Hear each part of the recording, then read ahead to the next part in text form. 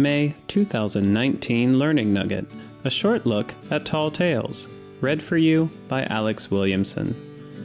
Sometimes work can be fun. At Tip Top, it certainly has been as we prepared for our first day out on May 19th.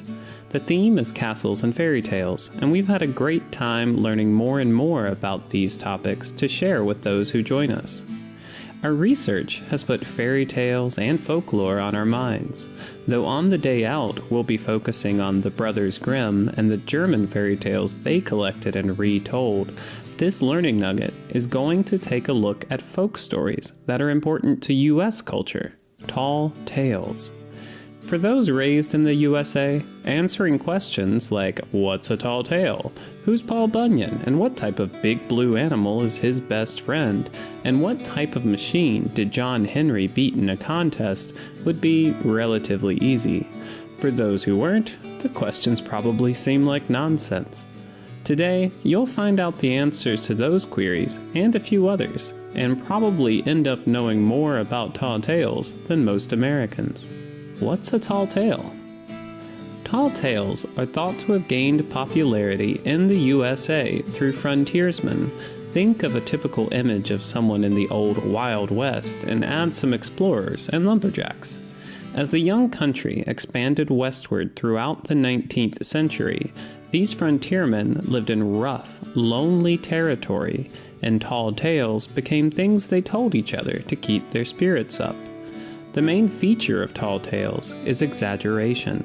The characters can do things or have traits and abilities that are impossible.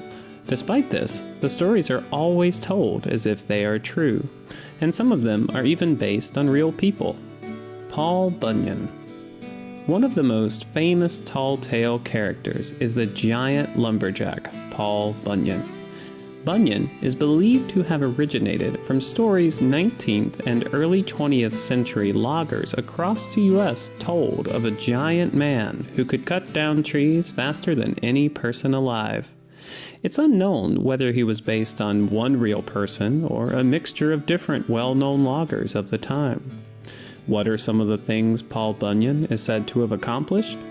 Well, in one telling of the story, Bunyan is said to have logged all of the Dakotas with just himself, a small team of men, and his giant blue ox named Babe. Babe, another important part of the Bunyan tales, was also said to have wandered away from camp into Minnesota, where his footprints became that state's thousands of lakes. One mother and child were said to have fallen into one of Babe's footprints, and the child was 57 by the time he was able to climb out again. Bunyan also used Babe to pull the crooked logging road straight so that travel could be faster, which was good because sometimes Babe would drink whole rivers and logs couldn't be transported on them anymore.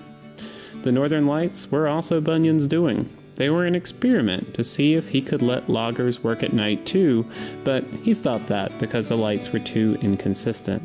These details of Bunyan's deeds, and plenty of others, were recorded by W.B. Laughhead, who wrote them as a way to advertise Minnesota's Red River Lumber Company.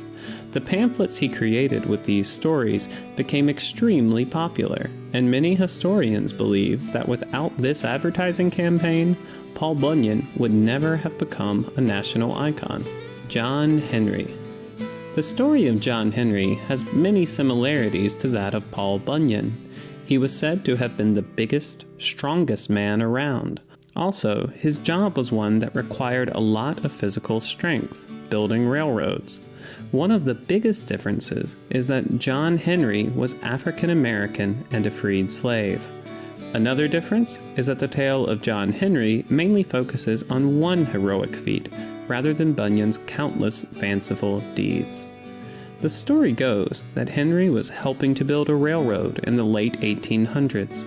The company Henry was working for got told by a salesman that there was a steam-powered machine that could drive the giant steel nails needed to build railroads into the ground faster than a whole team of men. To save his job and those of his fellow workers, Henry entered a contest against the machine. If he could drive a nail faster than the machine, the company wouldn't buy it to replace workers. In the end, Henry won the contest, but he worked so hard that his heart gave out, and his victory cost him his life. This story grew in fame through songs and retellings. Its message of humans being able to overcome machines spoke to many people at the end of the 19th century whose jobs were being taken over by new inventions. It is also a story important to the African American community, with Henry offering a role model of strength, determination, and resilience in the face of impossible odds. Come along! If you've enjoyed learning about these American tales and like getting outside in the fresh air, you'll love what we have planned for the day out. There are still a few places available, and if you're interested in reserving one, email info@tiptopenglish.de. More details about the day's events can be found on our website.